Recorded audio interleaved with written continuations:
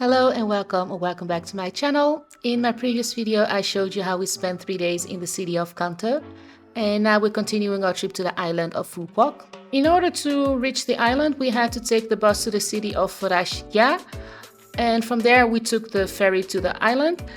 I did have some issues with booking the bus, but my host from Spring Home in Kanto made a reservation on my behalf, and once we arrived at the bus station of Kanto, I was able to pay for the booking. We were picked up at our hotel at 7 a.m. in a small van, and we transferred to a larger bus at the bus station of Kanto. We took the same company that we took when we left Ho Chi Minh City, which is Phutabus. We left this early in the morning because we wanted to make sure that we were on time to get our ferry tickets, as we were taking the last ferry of the day. I was not able to buy the tickets online because I don't have a Vietnamese bank card. So what I did is I sent an email to the company Superdong, which is the company that owns the ferry, and I asked if I could make a reservation for the ticket. They answered fairly quickly and they told me that they could hold the tickets for me until 11 a.m. So I was able to get the tickets before 11 and then take the ferry at 1 p.m. I explained what the situation was to the bus driver, and he was kind enough to drop me off at the office of Superdong. So the bus trip from Kanto to the port of Ras Gia was 3 hours. It was really hot and sunny that day, but there is an eater area at the port where you can just wait, and you can also buy some food from the vendors outside. The ferry itself doesn't have any outdoor seating areas, so everyone is supposed to stay inside, but there's more than enough space for everyone, and there is a bathroom on board. And on top of that, they also handed out some free water for all the passengers. We crossed from the port of Ras Gia to the Bai Vong port of Phu Quoc. The crossing itself took about 2.5 hours, and from there we took the taxi to our hotel, which is the Nadine Resort that I found on booking.com.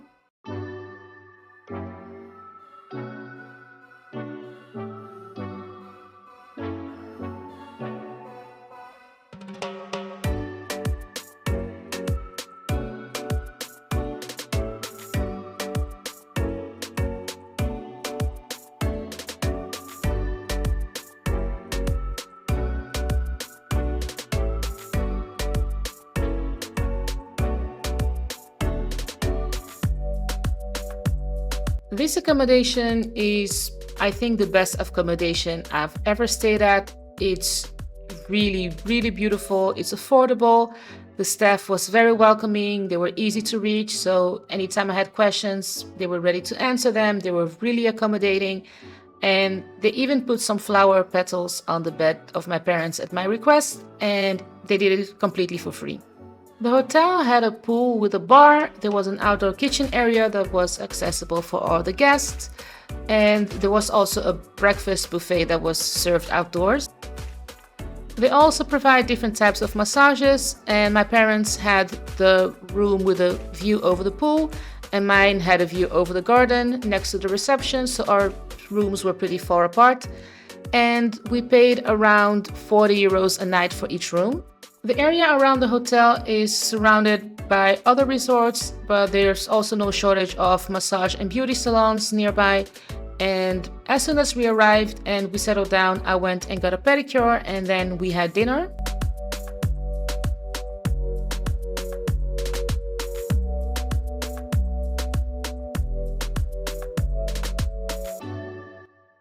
The next day I went out for a boat tour, and I left my parents at the hotel because I already dragged them back and forth for a few days back to back, and I started feeling kind of bad for them.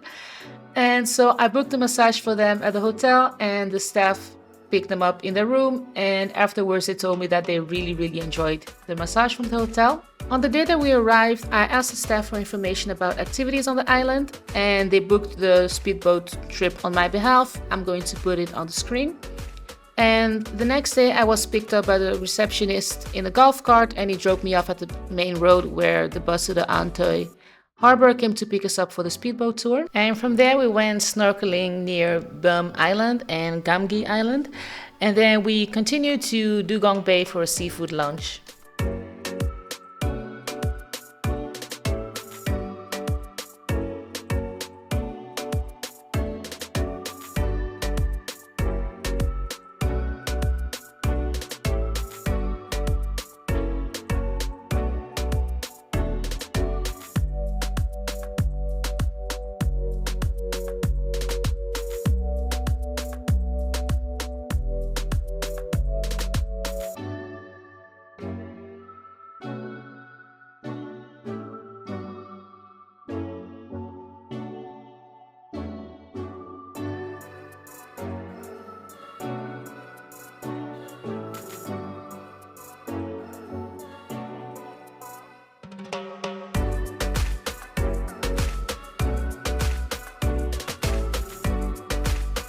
After the lunch, we were able to just sit and chill, and then we went to Mare Trong Island, and there we also got to just lie down and relax. They gave us a 10% discount for drinks and 5% discount on services because we booked our tour through John's Tour. And on the island, they also had a few extra activities that were not included in the price of the speedboat tour. And some of these activities were having your pictures taken and a video with a drone. This one was free of charge through John's Tours. And then other activities where you had to pay extra for were drone photography on the water, parasailing, sea walking, banana boat, and probably much more that I completely forget about. I didn't really plan on doing anything beside the speedboat tour, but since I was already there, I decided to go parasailing, and they shot a drone video. I'm going to show it to you on screen.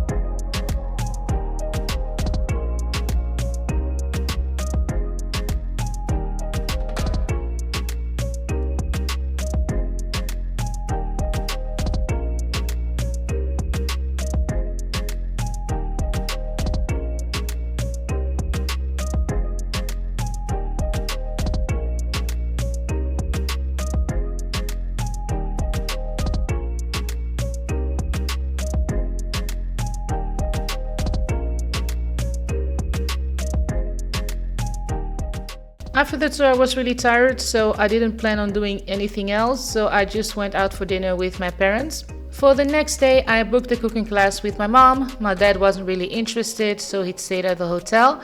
But before we went to the cooking class, I wanted to take the cable car and go to the beach on Tom Island first. Every cable car ticket that I found online was about 26 euros, and it included entrance to an attraction park called Sunworld. I only wanted to go to the beach, but I ended up getting the ticket anyway because I couldn't find any ticket that was only for the cable car. And once I took the cable car, I understood why the ticket for Sunworld was included, because when you take the cable car, it drops you off directly into Sunworld. So that's why it's included in the ticket, because you cannot take the cable car without ending up in Sunworld. The cable car is located in a place called Sunset Town. It's south of the island. And the entire place gave me a little bit of Disneyland vibes. The cable car of Phu Quoc is the world's longest cable car in the world. It's almost 8 kilometers long. The ride to Tom Island is about 20 minutes, and from the cable car you can enjoy a really beautiful view over different islands, the sea, the houses. It's just really beautiful.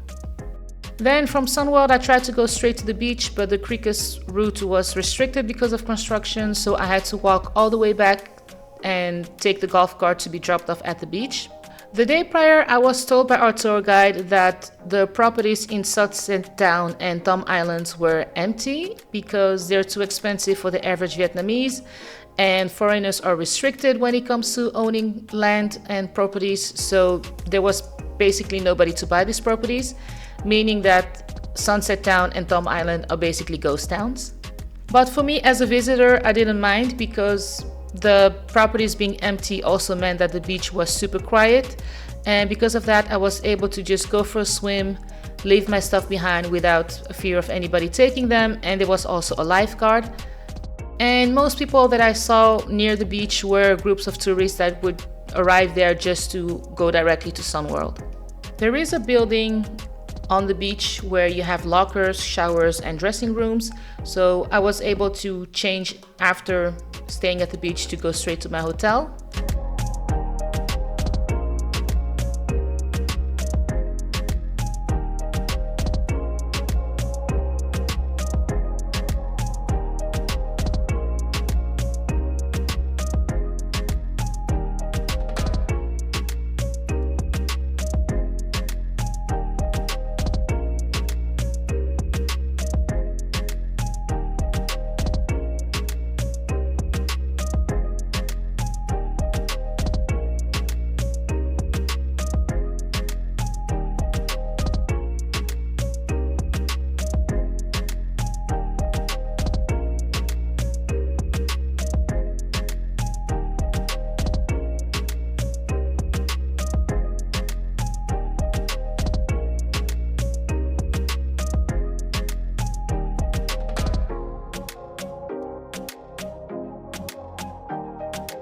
After the beach, my mom and I went to Trok's Kitchen for a cooking class.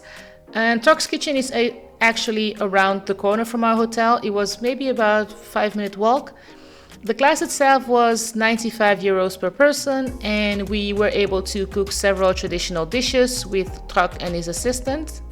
In our entire group, besides me and my mom, there was a Korean family of 6, and there was also a man from Austria.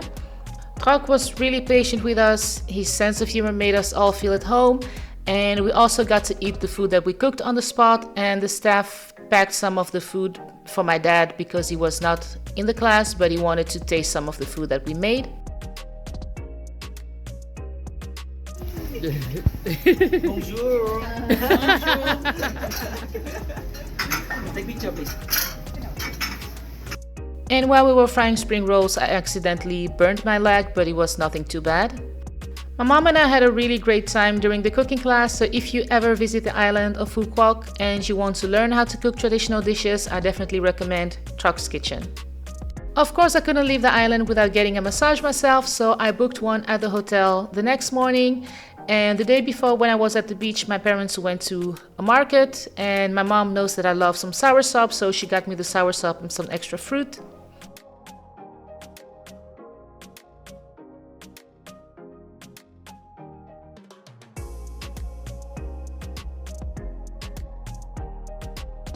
This was our last day on Phu Quoc, and in the afternoon we visited the coconut prison at the other side of the island. And just like at the War Remnants Museum in Ho Chi Minh City, they had graphic displays of how people were imprisoned, how they were captured, but also how they managed to escape.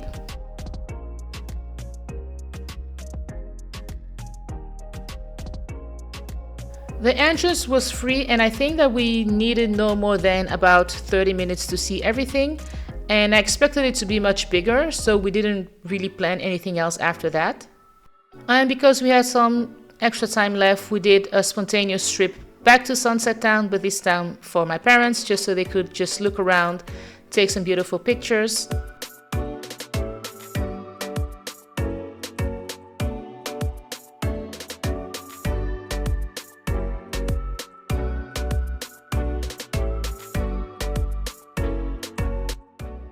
And then at the end, we went to the V Fest for dinner, and there is a supermarket nearby. I forgot the name, but I also ended up buying some local food to take home as gifts.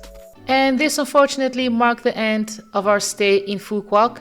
And the next day we went back to Ho Chi Minh City, which I will talk to you about in my next video. And now I'm going to tell you how much we ended up spending on the island of Phu Quoc. For the hotel, both rooms, 4 nights, we spent a total of 323 euros. For the transportation, including the bus and the ferry to the island, was 105 euros. The food and drinks, we spent 48 euros. And for the activities, including the speedboat tour, the cooking course and the parasailing, was 233 euros. In total, we spent about 710 euros, which was on average 236 euros per person. In my next video, I'm going to show you how our trip back to Ho Chi Minh City went, but also our trip back home with a layover in China. And I'm also going to tell you how much we ended up spending in Vietnam in 2 weeks in total. I also have an Instagram page where I post shorts, but also pictures from my trips. So if you're curious to see more about my trips, feel free to follow me on Instagram, which is @Congolana_Travels. If you like this video and you want to see more of my content, feel free to click on the next video here on the screen. Also feel free to subscribe if you want to stay up to date with my trips, and I will see you in the next video. Bye bye!